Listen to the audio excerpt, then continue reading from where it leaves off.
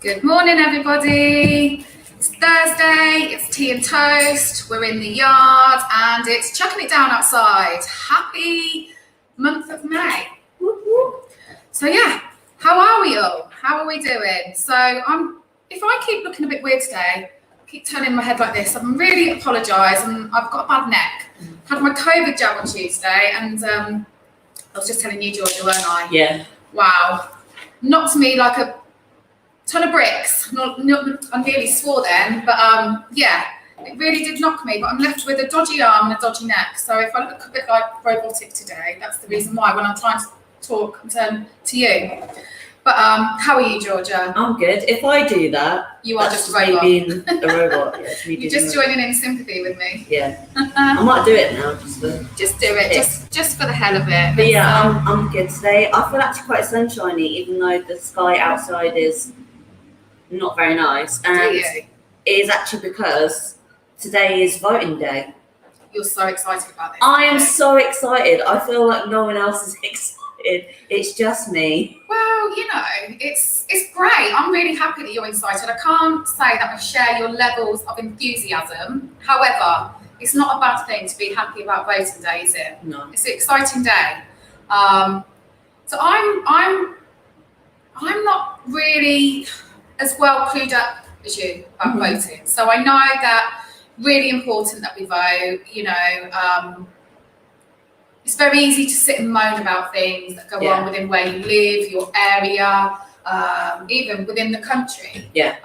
But unless we vote and choose the right people to lead us, whether that be local or national, I guess it gives us very little to moan about if we haven't taken the time to go out and use our vote. Yeah, like we don't have the same, we don't have like the entitlement to say like, oh, well, this is bad and this is awful and no one does anything about this and no one does anything about that. But then if we ourselves don't do anything, then we're just as bad as those other people. Well, that's it, yeah.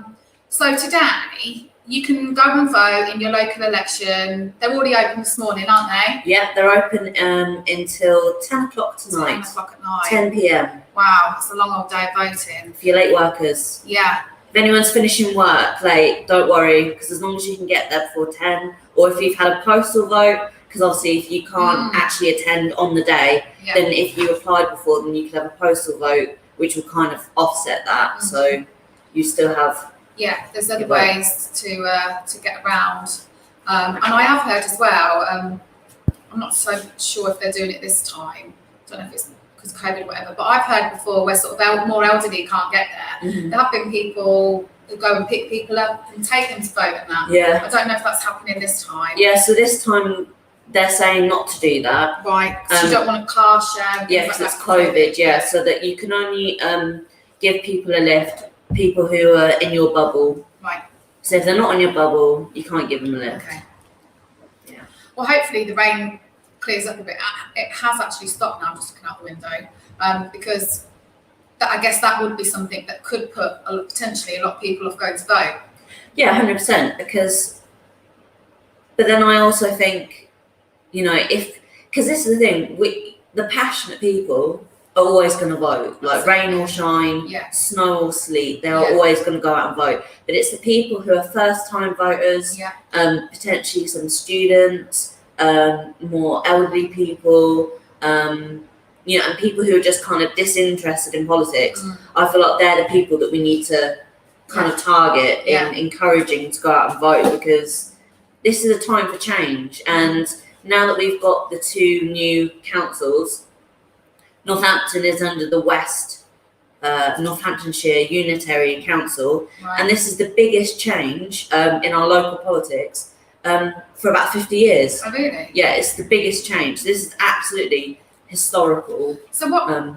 So for someone who's perhaps watching, or someone like me who knows very little, what difference is that going to make then? To you say like this is the biggest change. How are we going to notice the difference from what we had before to what we've got now? Trying to think of the most. Can I shout out? You can't see me, but it's Bianca. The biggest change is that we're going to get 93 councillors in the West. Yeah. Like so many councillors, we actually don't have a space in Northampton big enough for them to meet, so they're going to have to meet at the rugby ground. So this is a council who sold their building, so they could get their own building. Then had to sell that building because they couldn't afford the building. They now have no buildings, but they're still renting buildings. That's how competent your last lot of councillors were. So if you recognise the names on your polling sheet, that's probably a good advice to not for them. Because they were rubbish. Let's not forget that this is the council who lost £10 million on a football pitch. Where is it? They spent £1 million looking for the £10 million. How does that work? I mean, when you put it like that, it's actually bonkers, isn't it? I mean, they shouldn't even be allowed to stand again, should they? No. Well, that's the thing. I totally think that if, for example, you are a county councillor and you do a section 114 order, and that means you go bankrupt. Okay? So you're going bankrupt and you don't just do it once, you do it twice. So in Northampton, we were the first council to go bankrupt, The government got people brought in because they said, you can't manage the council. Because you're rubbish managing money. Those same people are up to be elected today. How does that even work? Hello, I'm really bad with money. Please be on our council. We've got a failing social services. Brilliant. Come and do a bit more. This is terrible. That's a real worry, isn't it? That there isn't any sort of thing in place that they've. Surely, if you're in a job and you do, you really bad perform job. so poorly, and at your performance review, they're saying, sorry, you haven't done X, Y, and Z. You don't then get to keep your job if you're continually failing. You would then be moved out of that job. But these councillors are allowed to continue to fail and fail us. But are allowed to continue. I don't get it. So I've watched all of the hustings. So for people who don't know, hustings is like a political debate. There was one that NN Journal did. The Hope Centre did one, and I can't remember the third one. People. Oh, 3 million. Yeah, the 3 million people. They did one. And what made me laugh is that Jonathan Nunn, who was the head of the council, he was basically saying that he agreed with what a lot of the candidates were saying about how the council was mismanaged X, Y, Z. And I was sitting there thinking, but mate, you're the leader of the council. So you're saying that you... 10 years ago, maybe 15 years ago, if you told me that the leader of the council would be a man who got taken to court for domestic violence, would not have believed you. 10, 15 years ago, when people like John Dickey were in charge, honourable, decent working class people who were part of their community, they would have refused to stand in the same chambers as a man who threatens his wife. Now we're all allowed to pass. We're all allowed to pass. We're all allowed to make mistakes, and we're all allowed for things to be better. Absolutely. We're allowed to be different people. That's not a judgment on who he is today, but it is a judgment on what kind of people we want in politics. Absolutely. Politics is about role modelling. What role modelling have they done for us? I'm looking out on the street on Gold Street. It's dirty. We have to have a bid because the local council can't clean up the streets for us properly. I walk past more homeless people, more beggars than ever before. And all I hear is we've got a homeless team. Brill. What are they actually doing? We've got empty homes. What are we doing about that? Absolutely, Yeah, I mean, we spoke about this the other week, didn't we? The homeless situation, and actually, like, the amount of actual empty houses and things that there are. Would be able to house the people who don't have in the entire world, homes. in the entire country, there's enough houses for every veteran and every homeless person to have their own home. Not share a home. Their own home. Their own home. Yeah. Absolutely. And I think that people are starting to, well, at least what I've seen is that people are starting to kind of wake up and are starting to kind of think, do we have to allow this to continue? Because the thing is, what people at home might not fully understand is that you are in complete control. Who you vote for, who you support, what political party you belong to. Yeah. That's your choice. So, and I think that we have a lot of apathy, and that is to say, I think a lot of people just don't. They think, oh, it's more of the same. Yeah. So I don't care because it's rubbish and it's going to stay rubbish. Yeah. But that doesn't need to be the case. But then also with those sort of opinions, we're never going to get change because Exactly. it's them people that think, oh, well, just sod it. It doesn't matter anymore. But we need them to be the ones to then make that change. Exactly. If you look at the last year, we've had massive groups. I'm going to say togetherness, because that's one of our groups, but then also the Little Wombles. We have lots of community groups who are going around helping people who are rough sleepers, homeless, giving food to people who are on low incomes, creating sort of support groups for people who need them. A group taking elderly people for their COVID vaccines. Exactly, cleaning up the streets. And I think Bianca wanted to say something on that as well. People are quite right. Whoever they vote for, it won't change. So they are right. It's okay to be apathetic. But it's because the system is broken. Yeah. So what we have to do is we have to vote people in who want to do better. Yeah. And then we have to spend time over the next 5 years changing those systems. Yeah. And we have to get ordinary people who think to themselves, you know what, I can do better than so-and-so. And help them feel like they can be either represented by a political party or be independent. Yeah, exactly. Yeah. But in order to do that, you have to understand politics. Yeah. And you have to be brave and bold, Yeah. and you have to be able to do public speaking and speak up. Yeah. So sometimes you might want to do things differently, but it's hard. Hi, Ronzo101. Hi, Ronzo. Hello. Hi. Ronzo is one of our friends who I believe is in India at the moment. So, Bianca is off screen. He's saying, is Bianca here? Where is she? Hey, Where is Ronzo. Bianca? I can't move. She's over Just here. pop your head in a sec. There you go. Cheers. Evidence that she is indeed here. We're not just playing a tape recording next to us. Yeah. Press. One of the things I was just going to touch on actually, I come from a family of a lot of Socialists. They're very into politics. I've always sort of skirted on the outside of it. I've never really got as involved as perhaps say my sisters or my dad or my mum.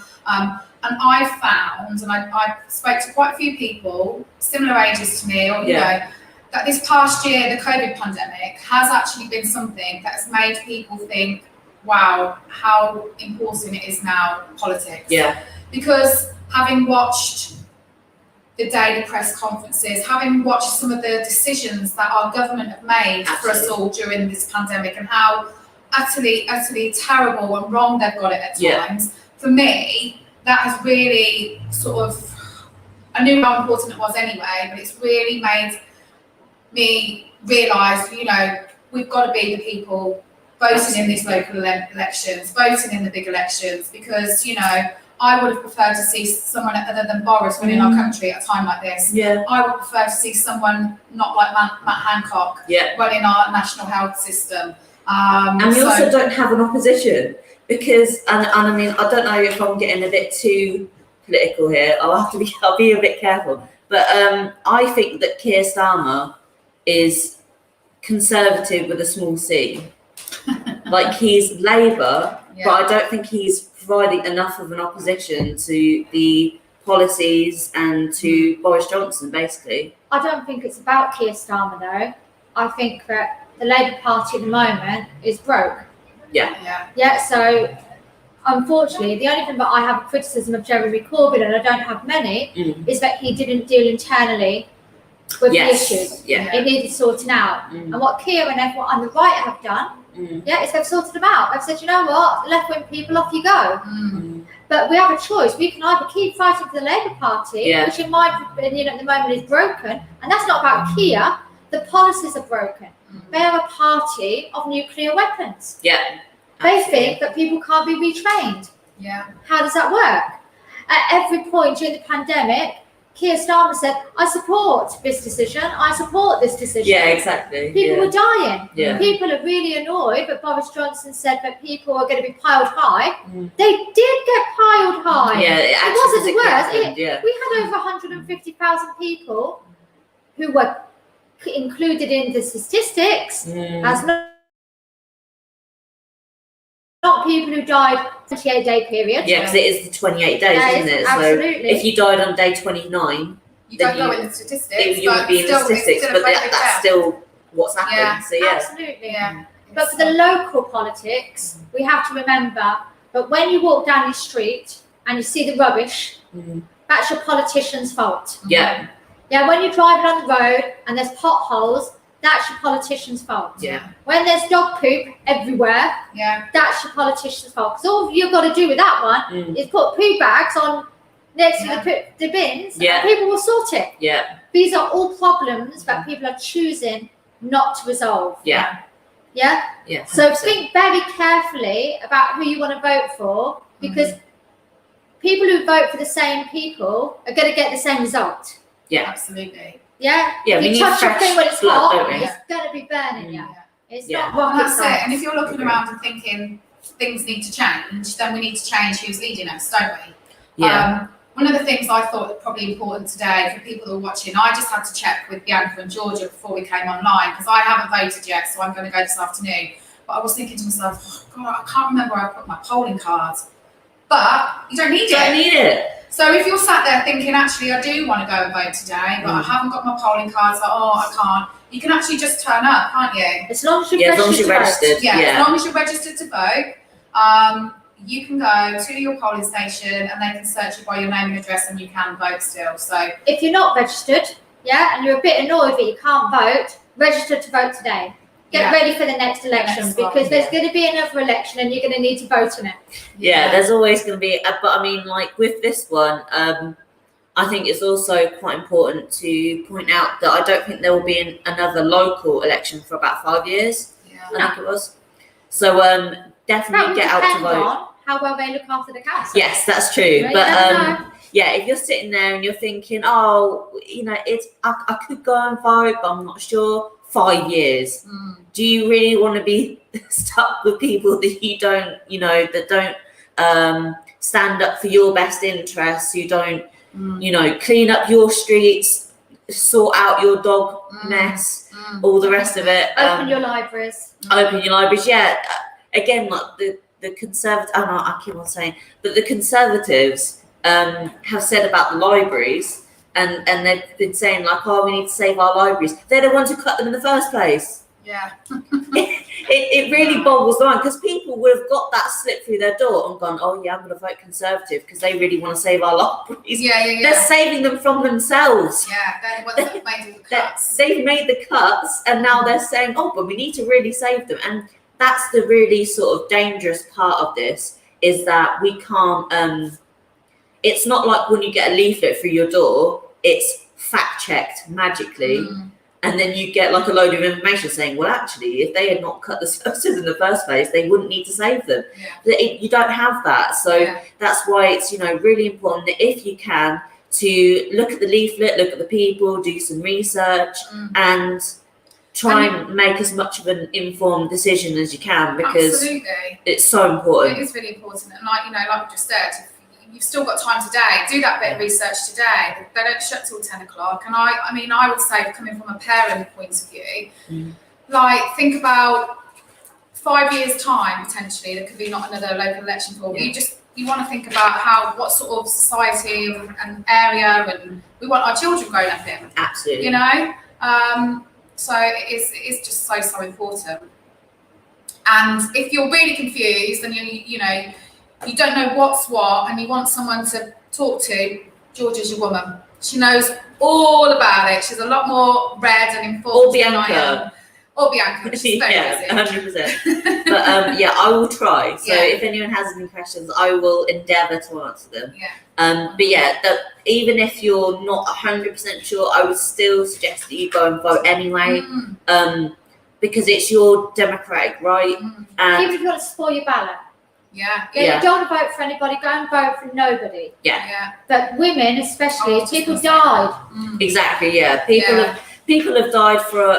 If you're a woman, then your right to vote and just in general as well. Like if you're a person of colour, like people died, so you can vote. Yeah. And so it's 100%. You know, go out, vote today, even if you're not sure. Spoil your ballot. Make your voice heard, because your voice is just as important as anyone else's. Gary's just said a non-vote is a vote wasted. Gary, is that Gary Russell? Yeah, it is Gary Russell. I'll be chatting to you about that at the weekend, young man. I'd rather people went out to vote. You're right, it probably is a non-vote, but at least it's better than not doing it at all. Yeah. Sometimes there are no parties that represent us. Do you mean? But in this particular thing, it's really important to actually take a chance to get the Tories out. Yeah, if that's how you feel. Yeah. You might disagree with everything we said. You might think the Tories are doing a great job, and in which case, be brave and bold and come and have the debate with Georgia and Jasmin now. Tell us something that the Tories have done in Northampton that you're proud of. They're really proud. And Gary said, I missed this because Jasmin put it up, but she didn't tell me. So Gary said, Keir is Tony Blair Mark II. Ooh, fighting talk. I've got to say, I agree with you, Gary. I like Gary. Whenever Gary pops up, we have a lot of similar thoughts. Yeah. He's a trade unionist. He's a trade unionist with a GMB. Oh. So solidarity, Gary. So Ronzo's saying, so we've already voted in India, and this one was for the members of the legislative assemblies. Oh, so what is that in sort of our terms? What's the equivalent of that? Is that like an MP type thing? I don't know. Let's see. Members of legislative assemblies. I might have to Google that. See what that's about. Will let us know. It's not anything that I've heard of personally. Members of legislative. Oh, there we go. Got it. Representative elected by the voters of a state constituency to the state. So I think it's kind of like an MP. Yeah, so Ronzo's just said it was the state ministers, so the chief ministers. Cool, awesome. And did you go out and vote for that, Ronzo? Think carefully, Ronzo, for the answer. Yeah. Keep in mind that we want you to vote at every opportunity. Let's see what he's got to say. I bet he did. I think he did. I think he's Ronzo always sounds like he knows what he's talking about. Yeah, definitely. So I reckon he did go out and vote. But he's holding. We're in suspense. Come on, Ronzo. Oh, did you vote or not? The sun's come out now. Oh, the sun's come out for Ronzo. Yeah. It knows. Yeah, the sun's come out. Yes, he voted. We had a huge tussle between 3 parties. Oh, interesting. Yeah. Oh, well done you for going out to vote though, Ronzo. Definitely. So with our local elections, so the main points of this: go out and vote. Yeah. If you really don't know, you can spoil your ballot. Encourage your friends and family to go out and vote. Yeah. Let's get the right people in. Yeah, let's hope we can make some change, I think, because I think it's much needed. Yeah, I mean, even after the elections, it's not going to stop. You know, there are a lot of groups. I know for a fact that the Trade Unionists and the Socialist Coalition are planning on, doing campaigns, supporting housing campaigns. Any workers who need to strike because of the firing and rehiring. Have you heard about that? No. So at the moment, a lot of employers are firing their workers to rehire them at a worse pay. Is this something to do with COVID?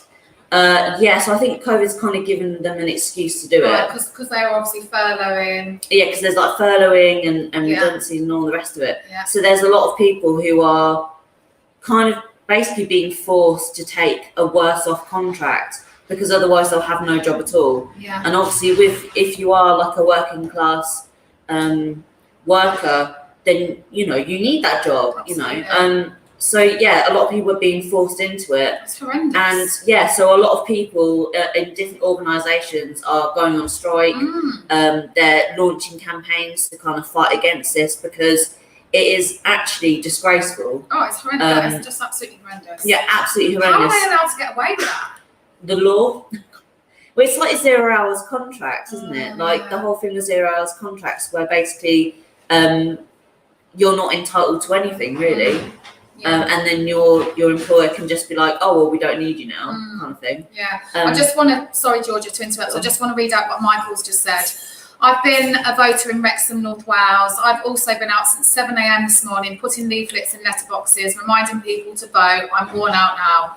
Oh, well done, amazing, Michael. Michael, you are one of the best trade unionists that we know. I was so pleased to see what Steve Turner said about you the other day.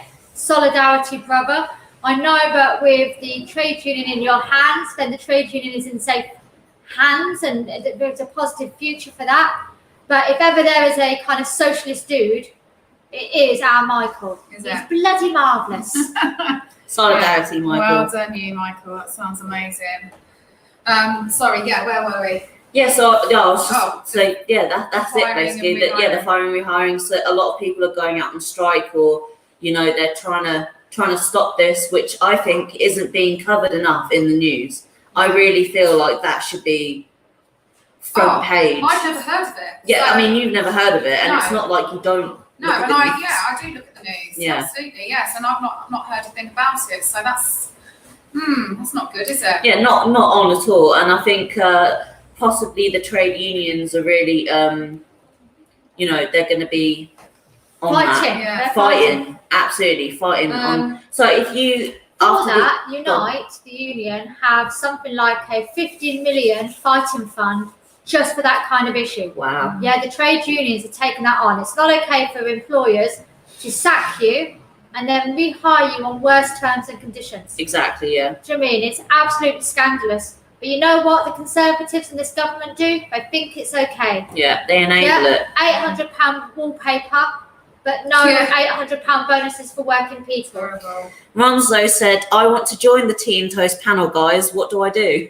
Oh, fantastic. Well, I'll tell you what, Ronzo, after we finish this... Send us your emails. Can you... In the messages. In the messages, send us your email address, and then we'll pop an email to you once this finishes live, and then we can get you on with us next week. We'd love that. Yeah, we'd absolutely love that. We'd love to have you on. How exciting. Yeah. Going international, guys. International Tea and Toast next week. What? Woo! Whoop, whoop. So drop us your email in the messages, and we'll get back to you and sort it out. Absolutely. Watch this space, people. It's going to be exciting times. Really exciting times. Something I just wanted to touch on. Well, I'm going to ask Georgia to explain it to me, because if you've got the gist of how Georgia and I work at the moment, Georgia has all the facts, and I just need her to tell me what's going on in the world. So this morning I had the news on, and there's something going on in Jersey with the ferries. What's going on? Right. Fill me in. Right. So this is absolute drama. So, okay, with Brexit, there's been a situation where French fishermen have to get licenses in order to fish around or near Jersey is my understanding of it. Yeah. So apparently there's been an issue with the licenses, and the French say that they're void, or that they shouldn't need to have these licenses. Right. So Jersey's saying, well, you can't fish here, and then basically France has retaliated by saying, we're going to cut the electricity to Jersey because the cable runs through northern France. Really? Yeah. And so in retaliation to that, so this complete absolute drama, as I'm saying, the retaliation to that is that the English have now sent a gunboat. Yeah, really, sent gunboats to Jersey in order to try and diffuse the conflict. But today, France have sent someone, haven't they? They've retaliated. Yeah, and now they're retaliating. Now so basically, it's just escalation. Well, because I was watching it on Good Morning Britain, and it was just I couldn't really gather what was going on, but there was loads of boats, and then they were like, oh look, there's some really fierce finger pointing. So there's some of these men hanging out one of the boats, and then I was like, what is? I don't know what's going on in the world. Honestly, it's like a West Side Story, but with fishermen. Yeah, but so. What do they want the outcome of this to be then? What's the point? So the whole issue is that the French fishermen have been fishing there for however long without any issue, because now that Brexit's so it's happened, basically all because of Brexit. Yeah, it's all because of Brexit.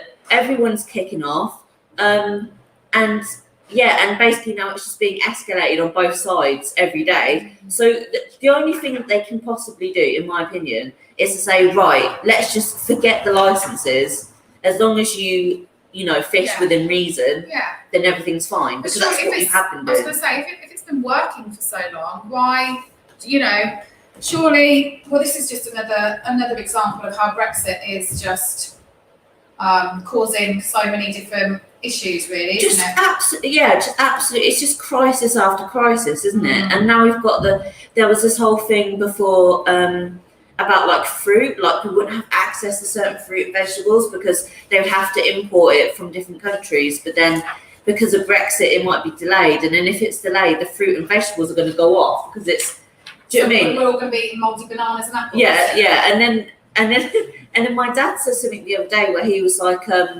I had strawberries. I took them on like a little picnic, and I got them out. And he said, "Where are these strawberries from?" And I said, "Co-op."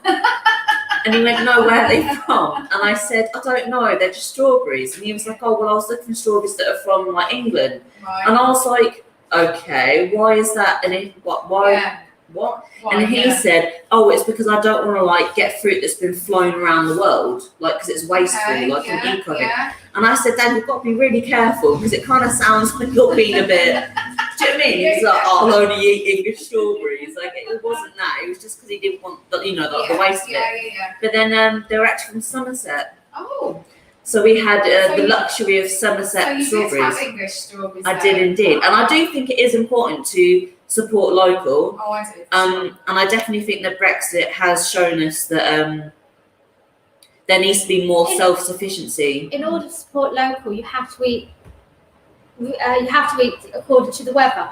Yeah. Do you know what I mean? So there's no point buying strawberries in October. Yeah. There's no point looking for Brussels sprouts today. In order to do that local thing, you've got to eat seasonally. Yeah. And that's something that we would have to get. I say we, as in sort of the UK, collectively to do it because we've always been a bit spoiled in that if we fancied a strawberry in December, or banana, we can source it, Yeah, exactly. So if we are, like Bianca said, if we are starting to think, right, let's shop, keep it more local, we will have to shop seasoning. Then, I mean, eat seasonally. Sorry, no, I don't think that's a bad thing because I agree. I think like I'm inside.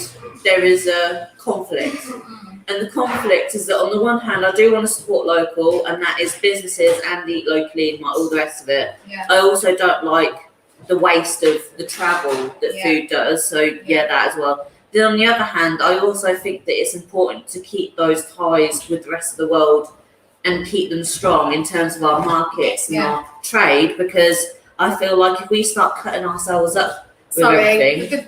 The tea boy's here. Sorry, Luke's here and he's making me coffee. I've got Ribena.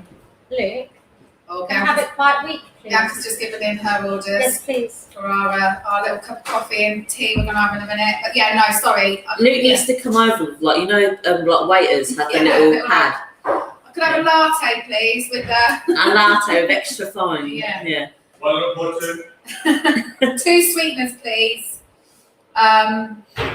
No, absolutely. It's that's what I was saying. I think it's important to keep those trade routes and keep that connection to the rest of the world, because with Brexit it's so much more complicated than just the economy and just food and just the rest of it. We also have relationships. We have the human side of it. Yeah. And I want European people to feel welcome here and to want to settle here. If they want to settle here, I want them to be like, I'll just settle in the UK. I don't want them to think, everything's really like flaggy.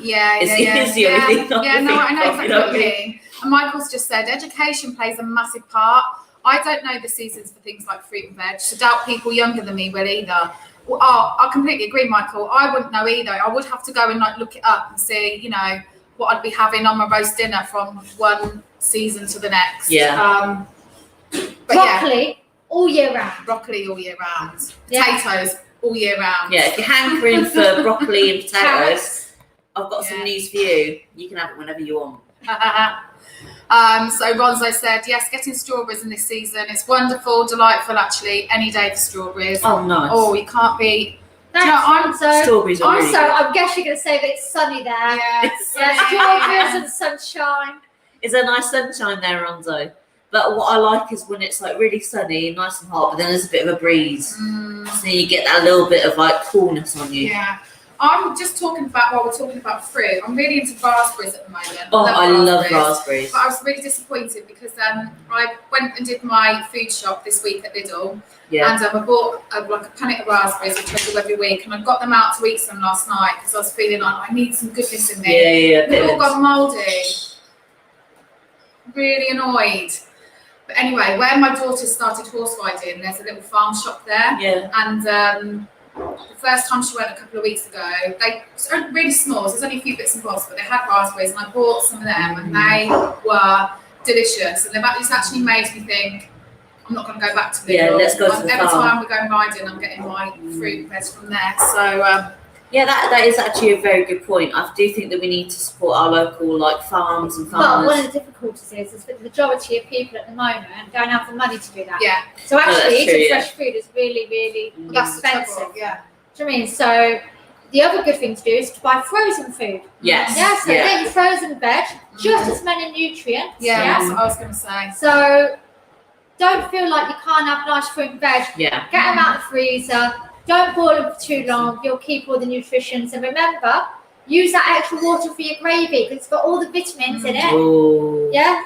I actually, in our freezer, we have like frozen peppers, frozen onions, things like that, because it's actually, it's cost efficient and it's actually easier because like sometimes I might not want peppers every night, and then they end up going off. So when you've got like frozen bits in your freezer, it does make things a lot easier. So Ronzo said today's a bit sunny after 3 days of constant raining. Okay, we'll let you off then. We'll let you off, because it's been raining non-stop here this week. We're having April showers.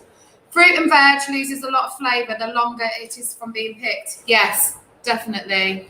But the only good frozen veg is peas. No, Gary, you're wrong. I'm going to have to disagree with you. I'm going to have to disagree with you. Frozen peppers and frozen onions, amazing. They go in my stir fries. I love them.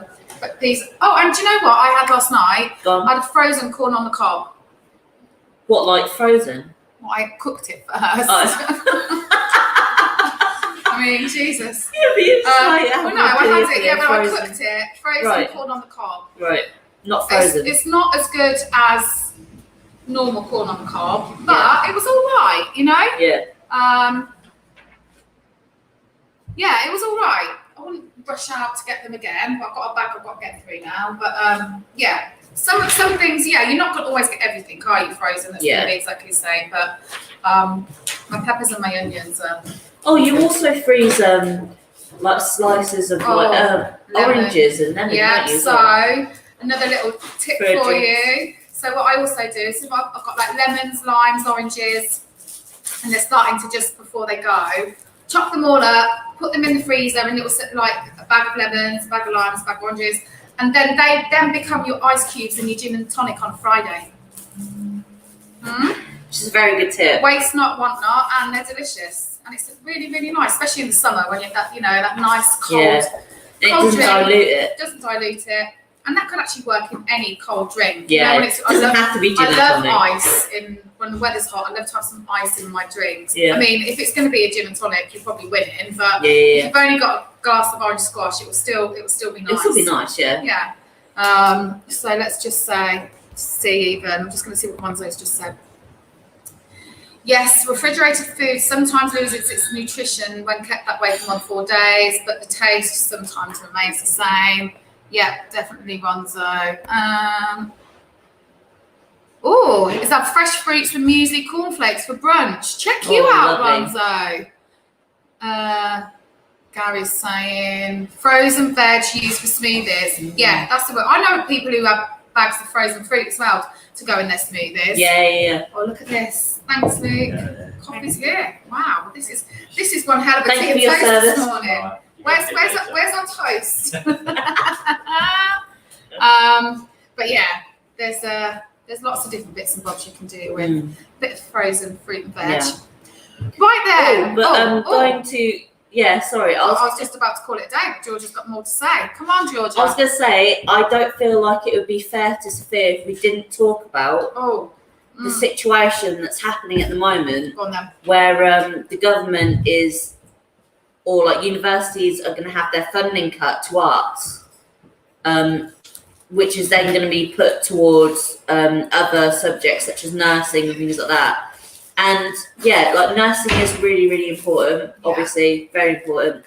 However, the arts are also incredibly important. Absolutely. And we were just talking about it earlier, me and Sophia, and we were saying, you know, that almost all of your leisure time is being made up of things that you get from the arts, whether it's listening to music, watching TV, films, going to art galleries if you're that kind of person, you know, museums. Hopefully going back to see some shows, theatres, stand-up comedians, all the rest of it, anything like theatres, whatever. All of that is made possible by arts education, because you've also got to think that not only is it the artists themselves, but it's also people who work for the museums and the curators who, you know, choose the artworks and decide where they go, and who do the tours and do, you know, all this. This is all done because of an arts education and a higher arts education. And it's not to say that you can't do any of those things if you don't have a degree, because of course you can. But it's also important that working class people have access to the exact same amount of education and level of education as people who are well off, because it's going to be the people who are more financially well off who are going to be able to give their kids that education, and it will be the rest of us basically who won't have access to it. So I didn't feel like it was fair to not talk about that. That is terrible. That is terrible. Hang on, Ronzo's going for it today. What are your favourite movies? I had a movie marathon this weekend, Fast and Furious. I mean, we are talking about the arts, so I haven't got a favourite movie. I've got one. Go on then. My favourite film is Shutter Island. I've never seen it. It is. I'm not going to spoil it because I'll spoil it if I go too far into it. But it's got Leonardo DiCaprio in it, and he plays this guy who's like an investigator who's going to check out this island to see what it's about. And there's lots of twists, there's lots of turns. If you like thrillers, if you like sort of suspense, it is really, really good. I've watched it so many times. What about you, Bianca? I think if I was going to watch a film this weekend, Ronzo, I would probably be going for the girly type classics of Pretty Woman, Dirty Dancing. Yeah, like that. I would also probably do Meet the Fuckers. Oh, yeah, it's a good film. Fuckers. That's what I said. And then I'll do Meet the Parents and Meet the Fuckers too. And Luke, sorry, go on. Also, I would then do all of the Harry Potter films and all of the Lord of the Rings films. You've got some serious and by TV that watching. Was that Star Wars? No. Steve, if you're watching this, you need to get behind this. I love Star Wars. You're not going to get to love Star Wars. There's like little Ewok things. I like them. Oh, yeah. That was Warren Davis, wasn't it? No. Well, Warwick Davis. I don't think it was all of them. No, but it was one of them. Yeah. It's the only one that I know. But there's loads of them. Yeah. There was like loads of Ewoks. They were having a great time. We were like an Ewok party. They got lightsabers. That's it. Luke, But I have to tell you, sorry, there's a problem with Star Wars. Luke it's rubbish. loves his sister at one point. That can't be a good thing. Not for me, not Luke. not that Luke. Luke Skywalker. Luke Don't mention that. Fancy's his sister. But to be fair, he didn't know that it was his sister. Once they found out, they were like, I'm not that's so dodgy. convinced. I think they just they kept knew, it secret right, everything. And then he cut off his dad's arm or something. It's not a very good family feel good one, I'm is watching it? them in a minute. I I'm thought like everyone did that. Never seen them before. Luke, go on then. What's your favourite movie? Oh, mine are loads. The thing is, I like all Disney movies that you said. Yeah. Favourite film, I'd probably say, oh God. It's really hard. I'd say I like Phenomenon. Have you seen that? Phenomenon. With John Travolta, that's really good. I like Troy. I'll tell you what a really good film I watched a while ago. The new Joker. Have you seen that? No, I haven't seen it. Brilliant. That's really It's brilliant. And then another good film I He's watched. a good actor as well. Yeah, a film I watched a couple of weekends ago, which is a really good one to watch with the kids. Wonder. With Julia Roberts is in it. Have you seen it? No. So. It's about the boy who's like got a sort of disfigured face. Yeah. Honestly, it was really a great film for kids to watch, but it's like for adults as well. It was really good. I cried at the end. And then it was really funny because we watched that film on the Sunday, and then Henry went into school on the Monday, and that's the new book his class are reading. Oh, is it really? Yeah, I didn't even know. Oh. So then Henry came He's home. ahead. He's ahead of the class now. He wanted to watch it again. Oh. So yeah, that's a nice sort of easy watching one. But, And Moana. Moana, yeah. Yeah, I love a Disney film. Can't go wrong.